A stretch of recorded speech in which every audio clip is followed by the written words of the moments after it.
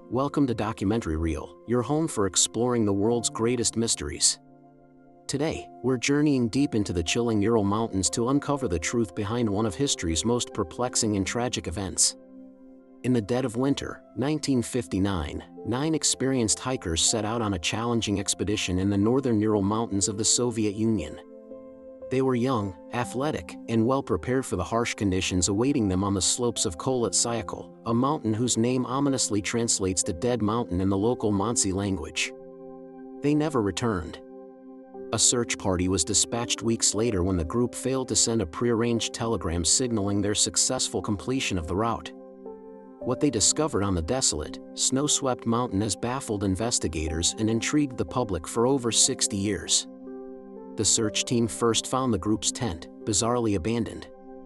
It was heavily damaged, not from the outside by an animal or another person, but sliced open from within. It was clear the hikers had cut their way out in a frantic hurry. Inside the tent, all of the group's belongings, including warm clothing, boots, and supplies, were left behind, neatly arranged. This was the first shocking piece of a puzzle that would only grow more complex.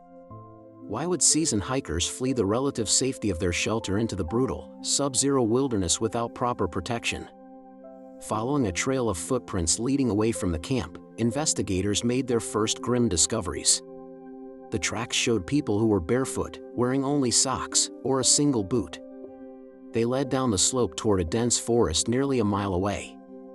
Under a large, ancient cedar tree, the searchers found the remains of a small fire and the bodies of the first 2 hikers. They were clad only in their undergarments. Their hands were abraded, suggesting they had desperately tried to climb the cedar tree, perhaps to get a better view or escape something on the ground. 3 more bodies were found between the cedar tree and the campsite, positioned as if they were attempting to return to the tent. They were also inadequately dressed for the freezing temperatures, which likely plummeted to -25 to -30 degrees Celsius that night. The initial medical examination concluded that all 5 died of hypothermia. It was a tragic, but seemingly straightforward, end. However, the mystery deepened significantly 2 months later when the remaining 4 hikers were finally found. Their bodies were discovered in a ravine, buried under more than 10 feet of snow, a short distance from the cedar tree. Unlike the first 5, these hikers had suffered catastrophic internal injuries, yet showed almost no external signs of trauma. One woman had massive chest trauma, comparable to the force of a car crash. Another man had a severely fractured skull. Even more disturbing, one of the hikers was found missing her tongue and eyes. These devastating injuries were not consistent with a simple case of freezing to death. The initial investigators were stumped. What could have caused such immense, crushing force without leaving significant external wounds? And what happened to the missing soft tissue? This is where the theories begin, each attempting to explain the sequence of bizarre events. The first and most widely accepted official explanation is an avalanche. The theory suggests a slab avalanche struck the tent, forcing the hikers to cut their way out and flee. The weight of the snow could have caused the severe internal injuries seen on the last 4 bodies. The panic and disorientation from the event might explain why they fled without their gear. However, seasoned investigators and mountaineers have heavily criticized this theory. The campsite was located on a gentle slope, not typically considered a high-risk avalanche zone. Furthermore, the search party found no clear evidence of a recent avalanche at the site. The tent itself was not completely buried, and poles were still standing.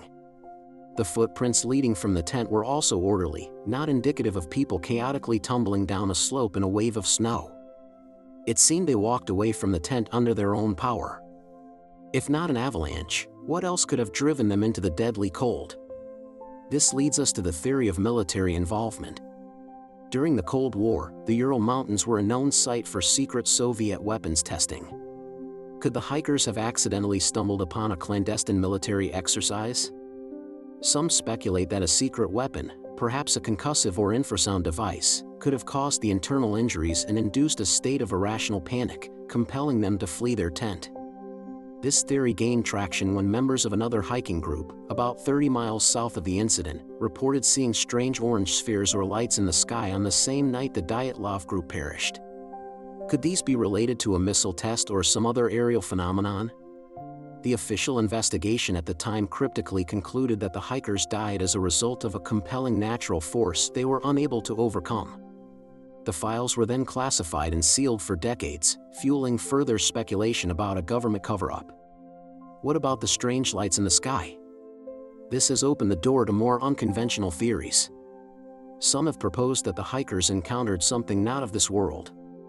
The idea of a UFO encounter might sound far-fetched, but the unexplained orange spheres and the sheer strangeness of the scene have led many to consider it. Could an extraterrestrial presence have caused the panic and the inexplicable injuries? While there is no direct evidence to support this, it remains a persistent theory in popular culture, an attempt to explain the seemingly inexplicable. Then there is the possibility of a human element. Could the group have been attacked? The local Mansi people were initially suspects, but there was no evidence to support this. The Mansi are a peaceful people, and the nature of the injuries was not consistent with a human attack. Furthermore, there were no signs of a struggle at the campsite, and no footprints other than those of the hikers themselves. Valuables left in the tent remained untouched, ruling out robbery as a motive. Let's revisit the injuries. The crushing internal trauma and the missing tongue remain two of the most unsettling details. While scavengers or natural decomposition in water could explain the missing soft tissue, the internal injuries are harder to account for without significant blunt force trauma. Some have theorized a phenomenon known as paradoxical undressing. In the final stages of severe hypothermia, victims can become disoriented and feel an overwhelming sensation of being hot, causing them to remove their clothing. This could explain why the hikers were found in such a state of undress. But this doesn't explain what made them leave the tent in the first place. Another chilling idea is the Kármán vortex street effect. This aerodynamic phenomenon can occur when wind hits a physical object, like a mountain dome, creating a series of vortices that produce powerful and terrifyingly low-frequency infrasound. Infrasound is inaudible to the human ear but can cause feelings of intense panic, dread, and physical discomfort, including nausea and breathlessness. Exposure to powerful infrasound could have triggered an irrational flight response in the hikers, making them tear their way out of the tent to escape the unbearable sensation. As they fled down the slope, they would have moved out of the infrasound's path, but by then, they were already caught in the deadly grip of the mountain's freezing temperatures. Disoriented and hypothermic, some may have fallen into the ravine, with the force of the fall and the weight of the snow above causing their fatal injuries. Each theory provides a piece of the puzzle, yet none seems to fit perfectly. An avalanche doesn't explain the lack of evidence or the orderly footprints. A military test doesn't account for the lack of blast debris or radiation. And more exotic theories lack any concrete proof. What we are left with is a haunting timeline. A group of 9 friends, driven from their only shelter by an unknown force. They flee into the darkness, some trying to start a fire, others trying to return, and the rest succumbing to horrific injuries in a snowy ravine. The Dyatlov Pass incident is a chilling reminder of the power of nature and the enduring persistence of a true mystery.